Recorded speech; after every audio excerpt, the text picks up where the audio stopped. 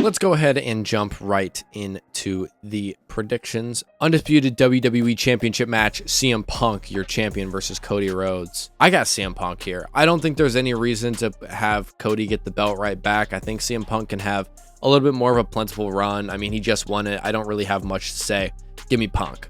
Brock Lesnar versus Obafemi. I do think this is it for Brock Lesnar. Personally, I think it's his hometown. I'm pretty sure he's going to go out on a loss on his back. He's going to put over Obafemi. It's going to be in this amazing Hell in a Cell match. And people are going to look back at this match and be like, okay, this was a great way to go out. And I think this is probably the way that Brock wants to go out. For that reason, Brock's going up on his back. He's going to give the win to Obafemi, give the big push to the young talent. Give me Obafemi to win at Hell in a Cell. Women's World Championship, Liv Morgan, your champion, versus Io Sky. This is one that I genuinely just have no clue. There are some where I'm sitting here just like, these are all just like 50-50s. Like, I could see a whole bunch of different scenarios play out no matter what. Those first two, I think, are pretty easy. Liv Morgan has not defended her championship since WrestleMania. I don't know if they want to do this thing where it's like, okay, Liv's finally going to like win this one match and then she's kind of going to go on a tear and hold it for a little bit longer. Or I wonder if they're just going to be like, Liv's just going to drop it. Like, we got to do something different. And I'm more leaning towards the second one. I'm leaning towards Io Sky just goes ahead and picks up a win. And that's kind of just it.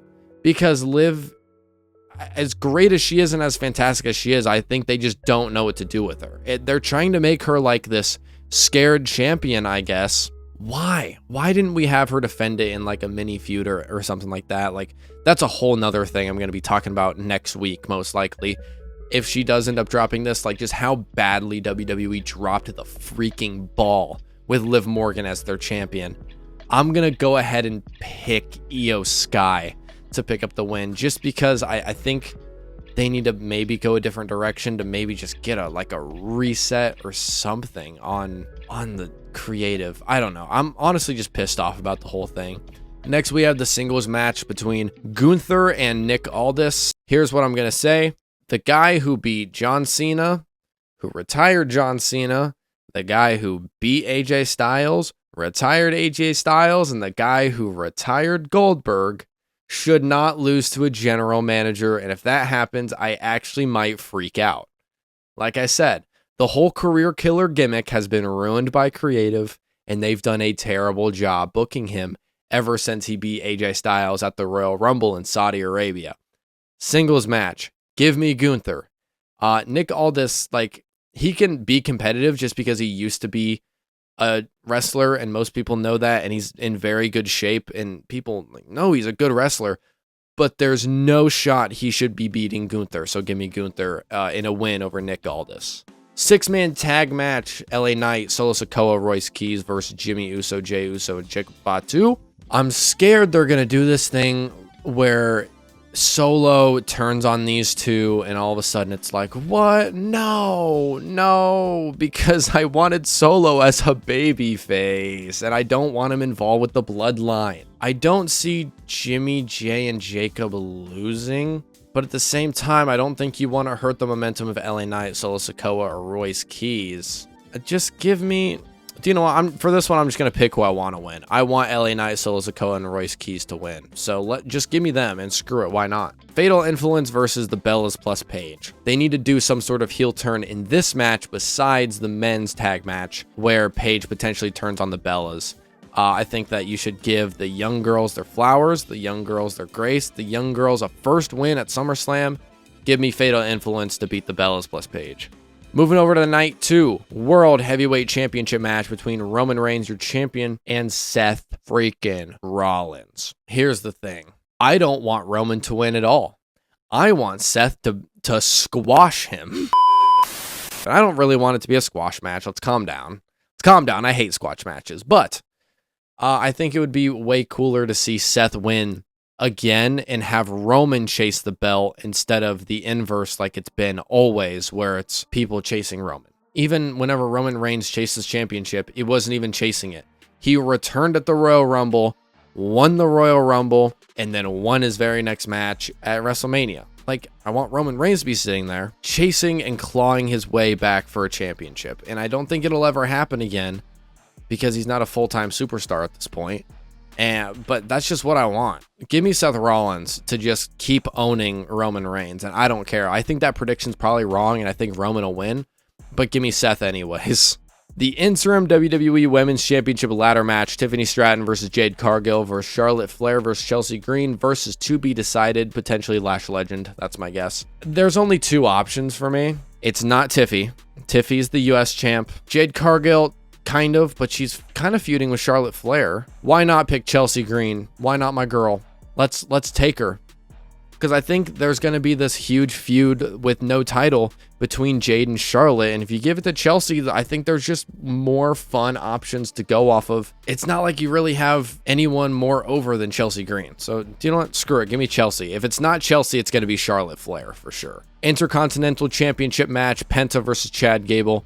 This is Chad Gable all the way. And the reason being is because the title scene needs Penta. The Intercontinental Championship does not need Penta anymore. Penta has done a fantastic job in carrying this belt, and he's had some great feuds and great matches. But Chad Gable, this is like the end all to his story. He lost to Penta. He goes on this journey on how to be a luchador and how to beat luchadors. He becomes the OG El Grande Americano, goes through this whole feud, ends up finding himself, and he's doing all of this, again, big storytelling. He's doing all of this because all he really wants is the Intercontinental Championship that he hasn't been able to get his hands on. If Chad Gable doesn't win this match, I'm going to lose my mind. U.S. Championship match between Trick Williams, your champion, versus Baron Corbin. Potentially, asterisk Carmelo Hayes could potentially get added. What if we put it on Baron Corbin? What if? And it might just be cheese because he's like one of my favorites, probably. He's such a good wrestler, and I love his finisher, and his last name's Corbin. I mean, come on, only cool people are named Corbin. I think if you put it on Baron Corbin, again, it could be this thing where Trick is kind of chasing. But again, the title scene needs Trick Williams, in my opinion. I don't think Trick needs the U.S. title anymore. I think he could immediately go up and challenge CM Punk and Cody Rhodes and potentially Finn Balor and Sami Zayn. Like, he could be that guy. Give me Baron Corbin. Why not? Let's screw it. Undisputed WWE Championship #1 contenders match, Finn Balor versus Sami Zayn. Similar to the Chad Gable prediction. If Finn Balor doesn't win this match, I am going to lose my ever-loving mind. He's pushed so hard. He's been just fighting for another win at SummerSlam. It's been 10 years since he won his Universal Championship. He could win this match, maybe go on and face CM Punk and get his win later on in the year. They can run that feud back. That feud was great. We're going to do it again. Finn Balor gets the win.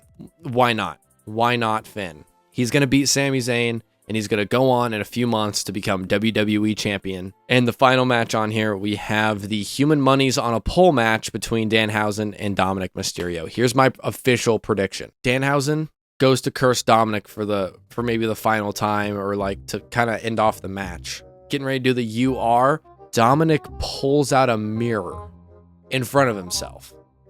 And now Danhausen has pointed at himself and has now cursed himself. The reason this would be funny is it would be a change of pace for Danhausen to do some different work while himself is cursed. And the thing is it makes sense because it doesn't hurt Danhausen to lose. Because he is not the reason he wins matches. His curse is the reason he wins matches. So his curse would still have a 100% win streak, but he would not. And I think it would make sense. Danhausen curses Dominic Mysterio at the beginning of the year. Dom loses his title. Goes on, feuds with the Judgment Day, does all this stuff.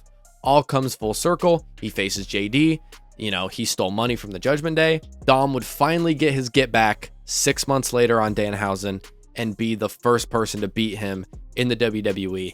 And I feel like if Dominic Mysterio, the former Intercontinental Champion, the current AAA Mega Champion, who's an absolute dog and doing amazing work down there in AAA, if he lost to Danhausen, that'd be a real kick in the face, kick in the nuts for about every fan of Dom ever.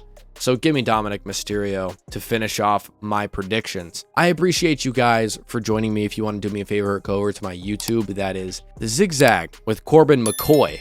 Other than that, I got nothing for you guys. So I want to thank you guys for joining me, and I hope you have a wonderful day.